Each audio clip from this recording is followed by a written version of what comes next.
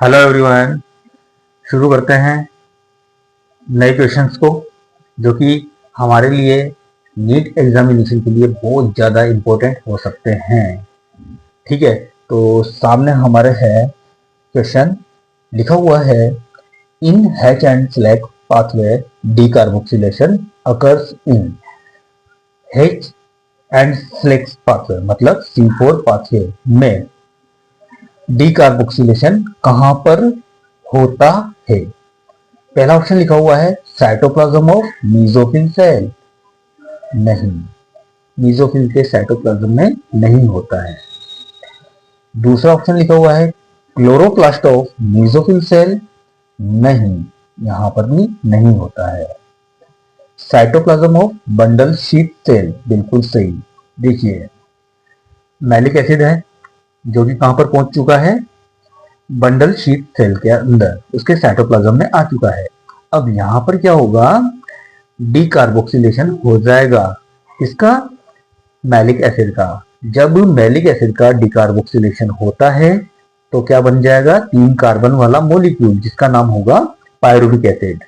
साथ में CO2 release हुई है, तो ये जो रिलीज होने वाली CO2 है ये चली जाएगी बंडल शीथ सेल के क्लोरोप्लास्ट में, और वहां पर क्या होगा, केल्विन साइकिल चलेगा।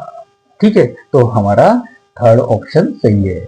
पूछा जाए हैच एंड स्लैक पाथवे में डीकार्बोक्सिलेशन कहां पर होता है, तो हमारा जवाब क्या हो जाएगा, cytoplasm of bundle sheath cell. किसका होता है, मैलिक एसिड को होता है। क्या बनेगा, बनेगा पायरुविक एसिड, और निकलने वाली CO2 क्लोरोप्लास्ट में एंटर करके केल्विन साइकिल में चली जाएगी, और वो केल्विन साइकिल में जाने के बाद ग्लूकोज का फॉर्मेशन करेगी।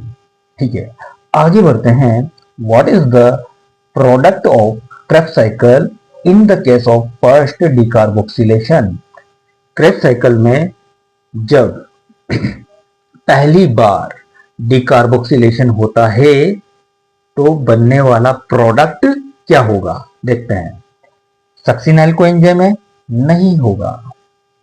ऑक्जेलोसक्सिनेट नहीं होगा। अल्फा कीटोग्लूटरेट होगा। क्यों होगा, समझते हैं। देखो, जब क्रेब्स साइकिल चलेगा तो एसिटाइल कोएंजाइम ए और मैट्रिक्स ऑफ द माइटोकॉन्ड्रिया में रखा हुआ ऑक्जेलो एसिटिक एसिड आपस में रिएक्शन कर जाते हैं, बनेगा 6 कार्बन वाला सिट्रेट। सिट्रेट से बन जाएगा 6 कार्बन वाला मॉलिक्यूल, आगे जाते जाते जाते क्या बन जाएगा, ऑक्जेलोसक्सिनेट। 6 कार्बन वाला मॉलिक्यूल है। अब ये जो 6 कार्बन वाला मॉलिक्यूल है, इसमें से क्या निकल जाएगा, CO2 निकल जाएगा, जिससे 5 कार्बन वाला मॉलिक्यूल अल्फा कीटोग्लूटरेट बनेगा।